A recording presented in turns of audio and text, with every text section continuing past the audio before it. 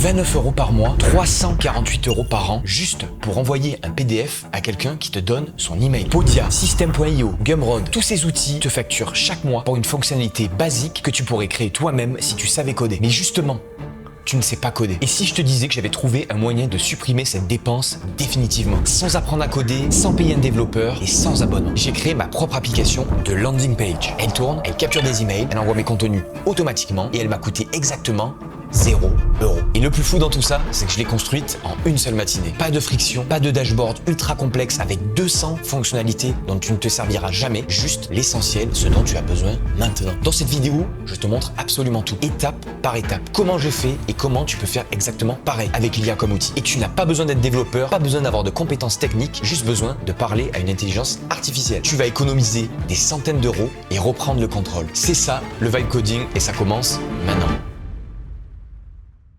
Donc regarde cette page, un visiteur arrive, tape son adresse email et reçoit directement sa ressource en un clic. Voilà, il a même un petit message de succès. En moins de 5 secondes, on peut voir que la personne a reçu son email et la ressource qu'elle est venue chercher. Mais le plus fou, c'est l'arrière-boutique. J'ai mon propre tableau de bord sécurisé.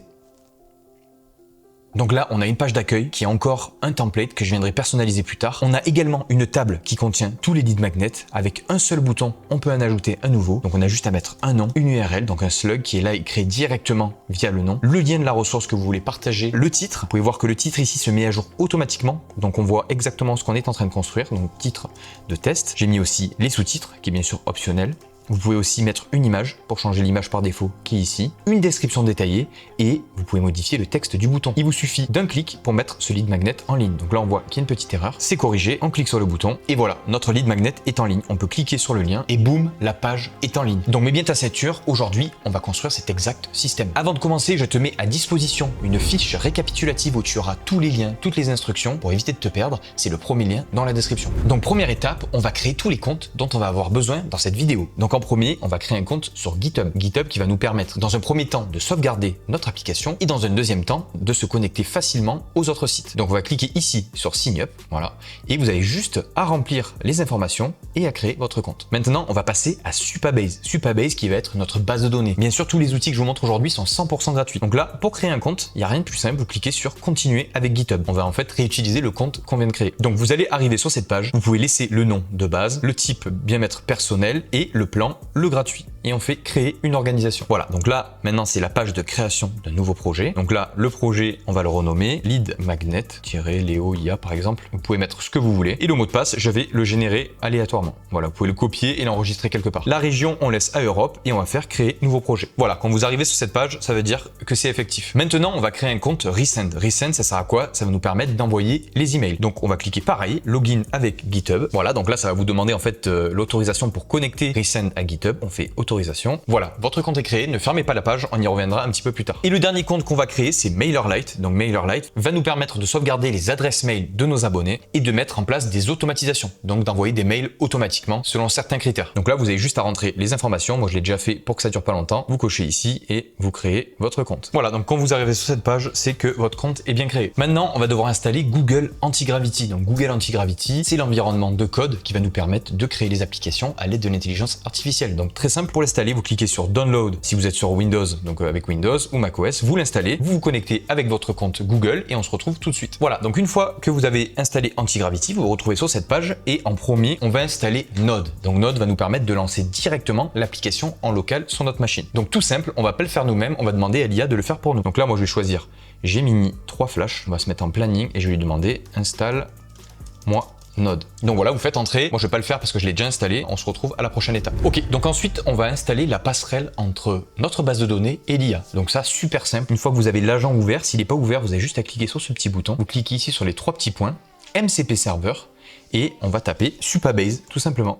Supabase, vous pouvez le trouver directement ici. Voilà, donc là on va faire installer. Là il va nous demander notre Supabase Access Token. Vous avez juste à appuyer sur ce petit bouton. Voilà, on arrive sur cette page. Donc normalement vous êtes connecté avec le compte qu'on a créé précédemment et vous cliquez sur Generate New Token. Donc là le nom, vous pouvez mettre ce que vous voulez. Moi je vais encore mettre Lead Magnet. Voilà, et l'expiration, moi je vais mettre jamais. Et là je fais générer nouveau token. Donc voilà, ce token, attention, ne le partagez pas parce que ça peut donner les accès à n'importe qui à votre base de données. Donc là moi bien sûr, après cette vidéo, je supprimerai tout ça. Donc là vous le copiez et on va juste venir le coller dans Antigravity ici, voilà, et on fait Save. Et voilà, vous avez le MCP Supabase. Dernière étape, on va installer le MCP ChatCN. Donc ChatCN, c'est ce qui nous a permis dans la vidéo précédente, donc la vidéo sur les dashboards, de créer une interface ultra professionnelle. Donc on va continuer d'utiliser ce MCP pour permettre à l'IA de ne pas halluciner et de créer une interface ultra pro. Donc on va cliquer sur Manage MCP Server et là on va faire View Raw Config. Donc là on voit qu'on a Supabase qui s'est mis et on va juste venir rajouter ChatCN. Donc vous avez juste à copier-coller la ligne que je vous mets dans la fiche récapitulative. Voilà, donc on va se mettre sur la petite accolade de la même couleur ici. Donc l'ouvrante et la fermante, on met une petite virgule et on fait coller avec ce que je vous mets dans la fiche récap. Et voilà, vous avez le MCP ChatCN. Donc là, vous avez juste à recliquer ici sur Manage MCP, à faire Refresh. Et là, vous pouvez voir que ChatCN s'est ajouté. Donc maintenant, on va s'attaquer au gros du sujet. On va construire notre application. Donc pour t'éviter de tout recréer de zéro, je t'ai mis en libre accès, pareil dans la fiche récap, le projet. Tu as juste à venir le décompresser. Voilà. Et on va venir l'ouvrir avec Google Antigravity. Voilà, tu as juste à ouvrir le dossier comme ça. Et tu fais ouvrir. Donc en fait là, je te donne toute l'interface qui est déjà faite pour toi, avec la page pour se connecter, avec la page pour s'inscrire, le tableau de bord, tu as tout. Ok, donc une fois que tu l'as ouvert, donc là, on va demander à l'IA en fait de lancer l'application parce qu'il manque des petits éléments que j'ai enlevés pour que le projet soit pas trop gros et il va venir les réinstaller automatiquement. Voilà, donc pour ça, tu peux mettre Gemini 3 Flash, hein, c'est pas un truc très compliqué et tu lui dis juste lance l'application. Voilà. Donc là, il va s'apercevoir en fait qu'il manque certains trucs dans l'application et il va venir les réinstaller. Voilà, donc Google Antigravity vient de lancer le navigateur à ma place, hein, je n'ai pas touché la souris et il est en train de vérifier si l'application fonctionne bien. Donc voilà, l'application est lancée. Donc on peut voir qu'on a la page d'accueil. Quand vous avez ce petit halo bleu, ça veut dire que l'IA est en train de contrôler le navigateur. Donc bien sûr, vous pouvez pas faire d'action. Et voilà. Là, on peut voir que l'application est fonctionnelle. Donc on a le dashboard par défaut avec ici le changement de thème et on a la page lead magnet qui ne fonctionne pas pour l'instant qu'on va venir créer tout de suite. Donc la prochaine étape, elle est super importante. On va venir sécuriser ton application. Donc pour éviter que n'importe qui se connecte et fasse n'importe quoi avec. Donc après, tu seras capable, comme avec n'importe quelle application, de te connecter avec un email et un mot de passe. Donc pour ça, on va ouvrir un nouveau chat. Voilà, on se met bien en mode planning et on va mettre Gemini 3 Pro, voilà, parce que là on a besoin de plus d'intelligence en fait pour mettre en place ça. Et tu vas venir coller le prompt que je te donne dans la fiche récap pour créer tout ça. Voilà, donc là tu as juste à coller ça. Et en fait, l'IA va utiliser le MCP qu'on a installé. Donc le MCP, si tu te souviens plus, c'est le pont de connexion entre cette IA qui est ici, donc cette intelligence artificielle, et notre base de données. Donc l'IA va pouvoir par elle-même toucher à ta base de données. Donc c'est un gain de temps énorme. Donc voilà, tu as juste à faire send. Et on se retrouve, je pense, dans quelques minutes. Donc voilà, l'IA nous propose un plan d'implémentation. Donc en fait, tout ce qu'elle va faire et aussi une liste de tâches ici, task. Voilà, donc là on va voir toutes les étapes par lesquelles elle va passer. Pour valider ça, on fait procéder et là on va attendre et l'IA va passer par toutes ces tâches. Donc si pendant cette étape l'IA vous demande d'accepter des choses, donc voilà comme ici, là, elle me demande d'accéder à un fichier, là je vais lui dire que je l'autorise pour cette conversation en fait. Voilà, là on peut voir qu'elle utilise le MCP Supabase, donc pour contacter notre base de données. Et voilà, elle est en train de tout créer, on se retrouve une fois que c'est terminé. Ok, donc ça a pris je pense 5-10 minutes et j'espère que tu t'es regardé une petite série sur Netflix ou une petite vidéo. On peut voir du coup qu'il a tout fait. Il me dit que tout est bon. Moi, je veux quand même vérifier tout ce qu'il vient de faire pour éviter les bugs. Donc peut-être en premier, on va déjà essayer de se connecter, voir si tout fonctionne. Donc on va retourner sur l'application. Donc là, on a une petite erreur. Donc ce qu'on va faire, c'est qu'on va retourner sur Antigravity. On va ouvrir un terminal. Donc vous faites terminal, nouveau terminal, et on va lancer en fait l'application manuellement. Donc on va faire npm run dev. Hop. Donc là, on peut voir qu'il y a déjà un serveur qui est en route. Donc c'est sûrement... Voilà, donc c'est ici, on peut voir dans cette conversation qu'il avait en fait lancé l'application. Donc là, on peut faire relocate, voilà. Et là, on va tout simplement fermer l'application. Donc si vous ne trouvez pas, vous pouvez tout simplement demander à l'IA, éteins l'application et relance-la. Là, moi, j'ai réussi à le retrouver et je vais faire CTRL-C, CTRL-C. Voilà, et là, on peut voir que c'est fermé. Je vais tout fermer ici, voilà, on les supprime et on va réouvrir un petit terminal propre. Donc on va faire nouveau terminal et pareil, npm run dev. On peut voir qu'on a une petite erreur, on s'en chargera après. Là, déjà, on va tester l'application. Donc vous pouvez maintenir commande ou CTRL sur Windows et cliquer. Voilà, pour l'ouvrir, et voilà, on peut voir du coup qu'on arrive sur la page de login. Donc là, on va cliquer sur s'inscrire, tout simplement, on va mettre un email, donc là, moi j'ai le même, un petit mot de passe, et on fait s'inscrire. Voilà, donc là, on n'a pas eu de message, on peut voir premier truc qu'on pourrait améliorer, il n'y a pas eu de message en disant « Veuillez vérifier votre boîte mail ». Donc là, je vais aller voir dans mes mails, on peut voir que j'ai reçu un message de Supabase. Ça aussi, bien sûr, c'est un truc que vous pouvez personnaliser pour avoir un truc un petit peu plus propre. Après, bon, moi, c'est une application que j'utilise que moi, donc ça m'est égal. Et là, on va faire confirmer l'email. Donc, on peut voir qu'on a deux erreurs ici. Et l'email n'a pas fonctionné. Je ne sais pas pourquoi.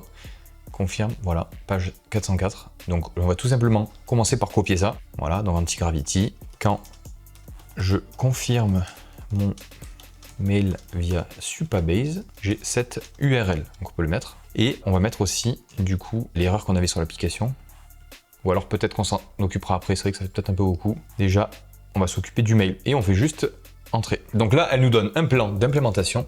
Donc on va voir ce qu'il y a dessus. Ok, on peut faire procéder. Donc là, je vois qu'il cherche un fichier proxy. Donc là, on va l'arrêter tout de suite parce que c'est pas du tout ce qu'on veut. Je vais lui dire, ne t'occupe pas du proxy, occupe-toi de mon erreur de mail. Parce qu'en fait, sur la nouvelle version de la technologie qu'on va utiliser pour cette application, Next.js, middleware en fait a été renommé par proxy.ts, mais les IA ne sont pas au courant, donc souvent ça crée des problèmes. Donc voilà, peut-être pour vous, ça va marcher du premier coup. C'est le vibe coding, souvent. Très souvent même, ça ne fonctionne pas du premier coup. Voilà, il faut prendre son mal à patience. La meilleure qualité, c'est d'être débrouillard, voilà, et ça finit par fonctionner. Donc voilà, apparemment, j'aurais cliqué 2 fois sur le lien, donc on va réessayer. On va s'inscrire et on va remettre du coup cet email ia.fr. Et si ça fonctionne pas, on ira tout simplement le désactiver dans la base de données. Ah voilà, là maintenant on a un petit message, vérifiez vos emails. Donc il s'est corrigé tout seul, ça c'est génial. Et on va voir dans les emails. Ok, donc je ne reçois pas l'email, on va couper court et on va lui dire désactive la vérification de mail dans Supabase, parce que c'est un truc qu'on pourra venir faire plus tard à la fin. Là, c'est pas du tout la priorité. L'application sera très bien sécurisée. De toute façon, on va être les seuls à utiliser la partie administrateur, donc ça sera très bien comme ça. Donc là, bien sûr, il va utiliser le MCP Supabase pour directement, au lieu de que j'aille sur la plateforme Supabase, directement le faire pour moi. Voilà, donc là, il me demande des accès.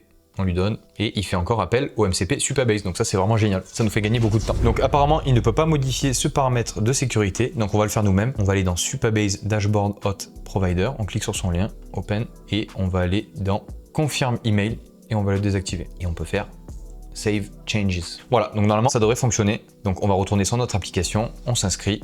Pareil, je remets toujours ma même adresse email, mon mot de passe et on fait s'inscrire. Donc là, il me dit que je suis déjà enregistré, super. Donc maintenant, on va venir se connecter. Donc contact, hop, et normalement, ça va fonctionner. Et voilà, génial. On arrive sur le dashboard, on est connecté. Donc là, on a 2 petites erreurs, on va les cacher pour l'instant. Et là, on a utilisateur. Donc ça, bien sûr, après, vous pourrez le personnaliser pour qu'il affiche le nom de l'utilisateur. Donc voilà, c'est pas du tout la priorité. On peut vérifier que tout fonctionne. Donc là, je vais essayer de me déconnecter. Voilà, on retourne sur la page login. On va essayer maintenant d'accéder à l'application sans rentrer de nom d'utilisateur pour vérifier qu'elle est bien sécurisée. Et on peut voir, dès que j'essaye d'accéder à l'application, eh ben, on est tout simplement bloqué. Donc ça, c'est génial. On peut même aller sur Supabase. Vous pouvez ici aller dans authentification et on peut voir que je suis bien dans la base de données. Donc avant de passer à la suite, je vais quand même lui donner ces petites erreurs. Donc vous avez juste à cliquer ici sur l'erreur, s'il y en a, la copier et tout simplement la donner anti-gravity. Donc là, moi je vous conseille d'utiliser un nouveau chat parce que là, on l'a quand même bien rempli celui-là, hop. Et on va tout simplement mettre l'erreur et faire entrer. Et voilà, on peut voir du coup qu'il a bien résolu les erreurs. On n'a plus d'erreurs en bas, mais voilà, tout fonctionne. Donc maintenant que tu as ton dashboard sécurisé, on va passer au vif du sujet, les lead magnets. Donc je vais tout simplement dicter, créer une nouvelle page lead-magnet vierge avec le layout habituel, donc la sidebar, le site header, etc. Le nom du site header doit changer dynamiquement selon la page. Donc là pour toi, j'ai peut-être parlé en chinois, tu auras tout de toute façon sur la fiche récap. Donc là juste on va venir créer une nouvelle page. Donc créer une nouvelle page lead magnet vierge avec le layout habituel. Le layout c'est quoi? Ben, c'est cette barre en haut et la barre sur le côté. On veut exactement la même chose pour garder une cohérence. Donc juste je lui dis de remettre ça. Donc là c'est cette barre, le site header, etc. Le nom du site header, donc cette partie là, bien sûr doit changer. Quand on sera sur la page lead magnet, je veux qu'ici il est écrit lead magnet.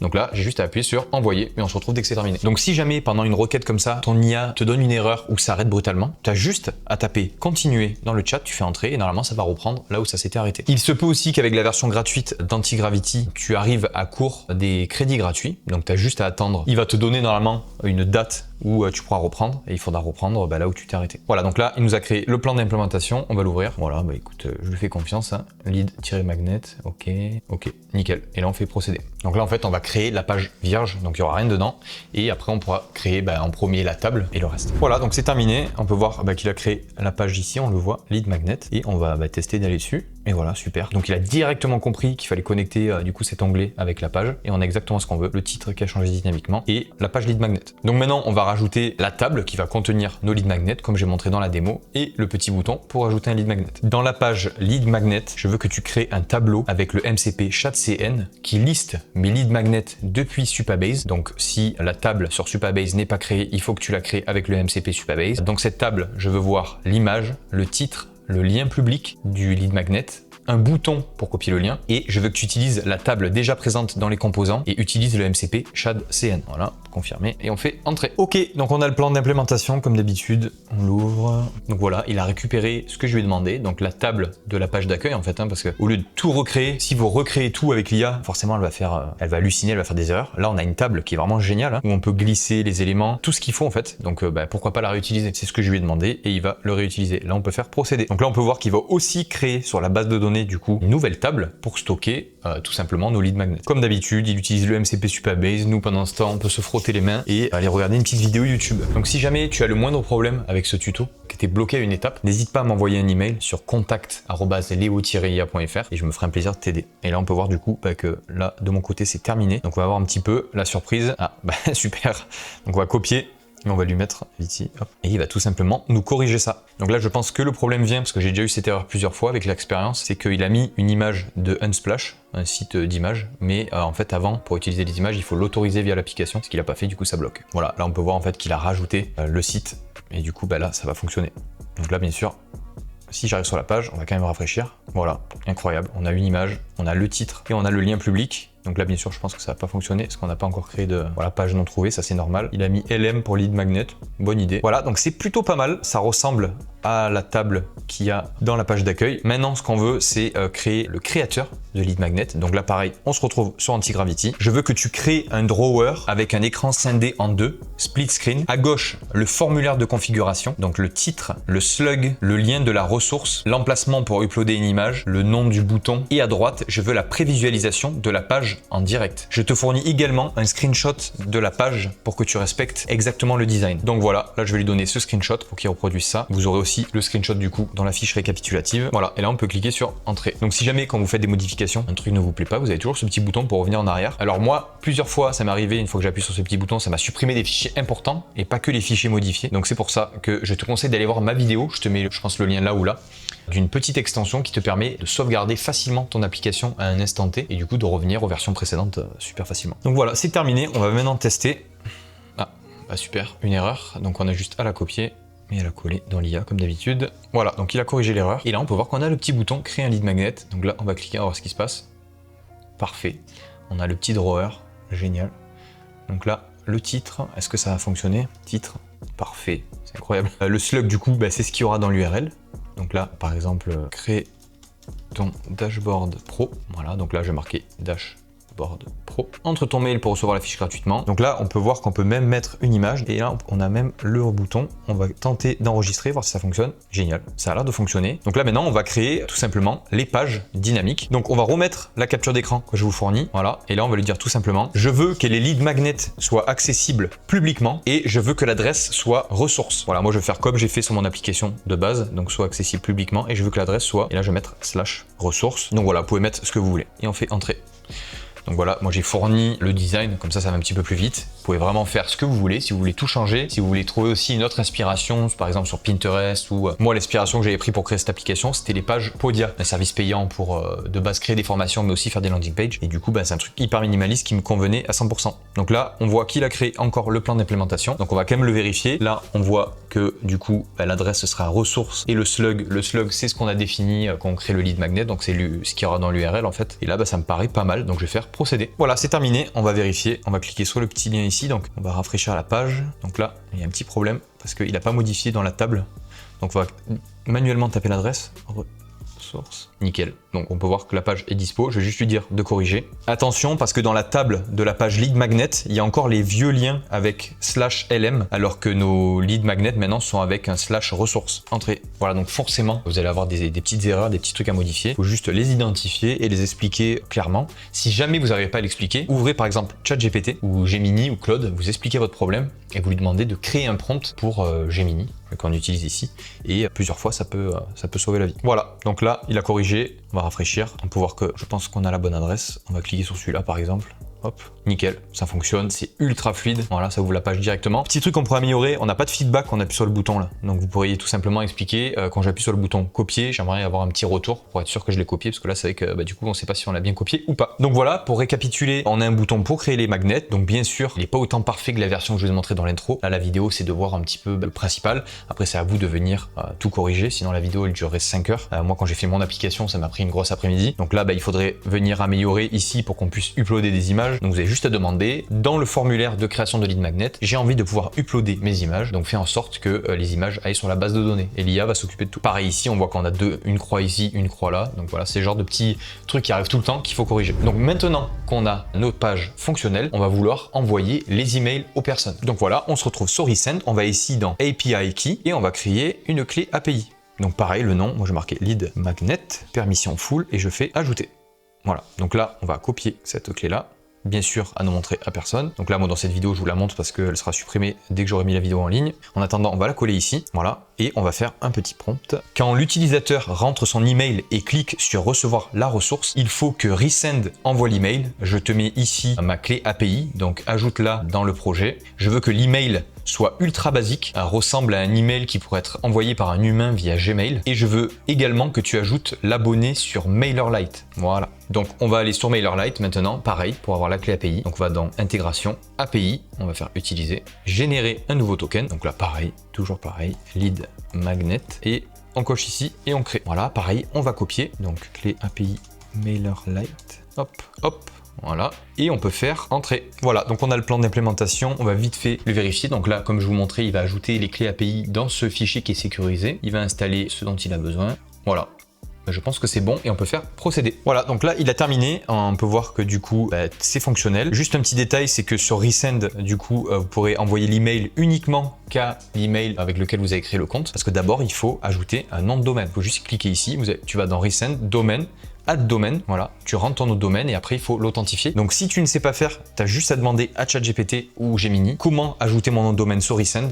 Moi c'est ce que j'ai fait, il m'avait tout expliqué, c'était super clair. Une fois que le domaine est validé, tu as juste à tester l'application. Donc là je vais essayer moi avec mon adresse, normalement ça va fonctionner. Donc on va créer un nouveau lead magnet, voilà, on va mettre tout ce qui est de base, juste le slug dashboard pro par exemple. Hop. Donc là c'est étrange, je ne peux plus me connecter à l'application, j'ai l'impression que l'IA a fait une petite connerie. Ok, donc on va tout simplement le notifier. Ça peut arriver. Je n'arrive plus à me connecter à mon application. Je pense que tu as dû te mélanger les pinceaux dans les clés API. Voici l'erreur que j'obtiens. On lui met l'erreur. Hop. Donc là, il nous demande d'accéder à ce fichier. On accepte. Voilà, donc c'est bien ce que je pensais. La clé API que j'avais donnée pour Resend, il a mis du coup sur la clé de la base de données. Super. Voilà, donc là on peut voir qu'il a tout corrigé. Normalement, ça devrait fonctionner. Ok, donc ça m'a bien reconnecté. J'ai retrouvé mes lead magnets. Ouf, on a évité la catastrophe. Donc maintenant, on va voir la page. Nickel, ça marche. On va rentrer l'adresse du coup avec laquelle j'ai créé le compte Resend. Sinon, ça ne fonctionnera pas comme je t'ai dit parce qu'il n'y a pas de nom de domaine authentifié. Recevoir la ressource. Donc là, ça a l'air d'avoir fonctionné. On peut voir dans la commande que oui. Je vais vérifier dans mes mails. Donc pour l'instant, je n'ai rien. On va aller voir dans MailerLite. Est-ce que ça va ajouter l'abonné? On va aller dans Subscriber. Ouais, nickel. On peut voir deux. Tout à l'heure, il y avait un, le nom du compte. Là, on peut cliquer dessus et on peut voir que ça a été fait via l'API. Donc c'est bien confirmé que ça fonctionne. On peut voir aussi, il y a l'autre, lui normalement via manuel. Donc ça c'est quand vous créez le compte en fait. Vous serez votre premier abonné, mais celui-là on peut voir qu'il vient bien de l'API. Donc ça fonctionne. Voilà, et sur Resend, ça n'a pas envoyé l'email parce qu'il manque ce domaine-là que vous avez juste à rajouter. Donc on va quand même lui demander, est-ce que tu peux faire un test pour voir si Resend fonctionne, sachant que je n'ai pas de nom de domaine valide. Voilà, juste qu'il teste pour voir si cette fonctionnalité fonctionne. Et après vous aurez juste à, moi je vous conseille vraiment de valider votre nom de domaine. Ça prend une dizaine de minutes avec une IA qui va vous aider. Il y a quelques petites manipulations et après ça fonctionne. Et voilà, on peut voir que le test a bien fonctionné, que le mail a été envoyé. Donc là il nous dit bien sûr que comme le nom de domaine n'a pas été configuré, on peut pas envoyer des mails à tout le monde. Donc voilà, on aura juste ça à corriger. Donc voilà, après cette étape, moi je te conseille de personnaliser ton application, de régler les petits soucis. Là tu vois, quand on a rentré l'email, on aimerait avoir une page de succès. Donc tu as juste à dire à l'IA, une fois que l'utilisateur a rentré son email et cliqué sur recevoir la ressource, j'aimerais qu'il ait une page de succès lui disant super, c'est envoyé, c'est dans ta boîte email. Et il vous mettra tout ça en place. Et voilà, après je vous laisse aussi modifier la table, mettre toutes les fonctionnalités que vous voulez et on passe à l'étape suivante. Donc l'étape suivante, ça va être tout simplement de mettre notre application en ligne. Donc tout ça, on va le faire aussi gratuitement. Donc là, on va juste aller sur GitHub. Donc GitHub, c'est le premier compte qu'on avait créé, qui est ici, GitHub. Et on va faire Create Repository. Donc là, le nom, toujours pareil. Moi, j'ai marqué lead magnet test, par exemple. Voilà, donc là, on voit que le nom est disponible. La description, je vais pas en mettre. Et la visibilité, c'est très important. On va la mettre en privé. On veut que personne puisse voir notre projet. Et on fait créer. Voilà, là, il va nous donner du coup une adresse. on va la copier et on va retourner dans Google Antigravity, on va ouvrir un nouveau chat et on va lui dire mets mon projet sur GitHub, je te mets le lien ici. Voilà, et on colle le lien. Et il va s'occuper de tout transférer pour nous. Donc là, moi, il y a un petit conflit parce que j'ai déjà en fait un compte GitHub sur Google Antigravity. Vous, normalement, vous n'aurez pas cette erreur. Ça va vous ouvrir une page de navigateur, vous demander de vous connecter à GitHub et après tout va se faire sans problème. Ok, donc j'ai résolu le problème, j'ai réussi à supprimer l'ancien compte. Donc je vais recommencer. Est-ce que tu peux mettre mon projet sur GitHub? Voici le lien et on va lui recoller le lien. Donc voilà, là vous avez la fenêtre qui va vous demander du coup de vous connecter. On fait autoriser. Donc là on a le code. Donc c'est un code à rentrer. Continuer, copier et continuer sur GitHub. Voilà, donc avec votre compte, continuer. Et là on va tout simplement coller ce code. Continuer et autoriser. Google Antigravity. Voilà, on est connecté. Là, on peut retourner sur Google Antigravity et là, on peut lui dire c'est fait. Voilà, donc là, il nous dit que maintenant notre projet est synchronisé sur GitHub. Donc nickel, voilà. Donc là, on peut voir qu'on a exactement les mêmes fichiers de Antigravity dans cet espace-là. Et donc là, on a juste à mettre notre application en ligne. Donc pour la mettre en ligne, on va utiliser la dernière application. Donc c'est Netlify. Vous aurez aussi le lien dans la fiche récapitulative. On va faire se connecter avec GitHub. Donc pareil, on n'a pas à créer de compte, ça c'est vraiment bien. Autoriser, voilà, donc là il va vous demander votre nom, votre prénom, je vous laisse le faire. Et donc là il va vous afficher déployer votre premier projet. Donc là on sélectionne bien sûr GitHub. Là il va encore nous demander une autorisation, on accepte, autoriser, on va faire install. Et là vous avez juste à sélectionner le projet qu'on a mis sur GitHub et de faire déployer. Donc là en fait ce qu'il va faire c'est qu'il va tester d'abord l'application, voir s'il n'y a pas de bug et après la lancer. Donc là on peut voir que ça commence. Voilà, donc là on voit que ça n'a pas fonctionné. Donc ce qu'on va faire, c'est qu'on va aller dans Antigravity, on va ouvrir un nouveau chat et on va mettre test de build l'application et corrige les erreurs si nécessaire. Voilà. Pendant ce temps, nous on va aller dans ce fichier là, prendre toutes ces valeurs parce qu'on va devoir, là c'est en local, on va devoir les utiliser du coup sur notre application qui sera en ligne et on va aller ici dans déploiement, paramètres de déploiement et on va aller dans environnement variable. Là on va cliquer sur ajouter une variable, on va sélectionner cette option ici et on va juste faire coller. Voilà, et là on va faire importer les variables. Voilà, donc là on vérifie, on a bien Beanerlite, notre base de données et Resend API. Voilà, donc là il nous dit que la commande se termine avec succès. Donc là, ce qu'on va faire, c'est qu'on va renvoyer sur GitHub du coup la version corrigée, parce que là du coup sur GitHub on a l'ancienne version. Donc là je vais lui mettre mais sur GitHub. Donc là, on n'a plus besoin de remettre le lien parce qu'il l'a déjà. Voilà, donc là, j'aurais même pu me mettre en mode fast avec Google 3 Flash. Ce serait beaucoup plus rapide. Donc voilà, là, il me dit que Git ne connaît pas mon identité. Donc là, je vais le marquer juste oui.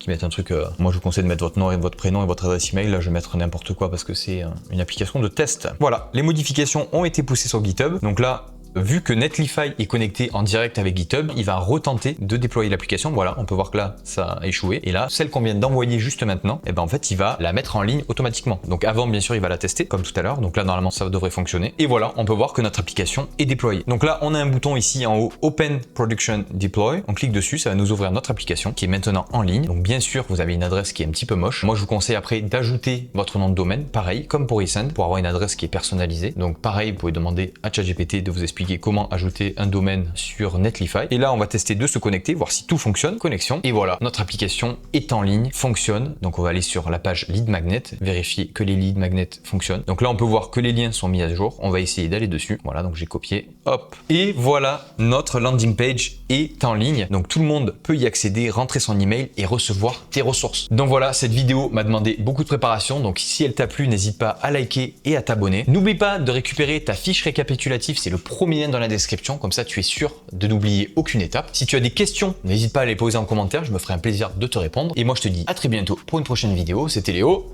ciao ciao.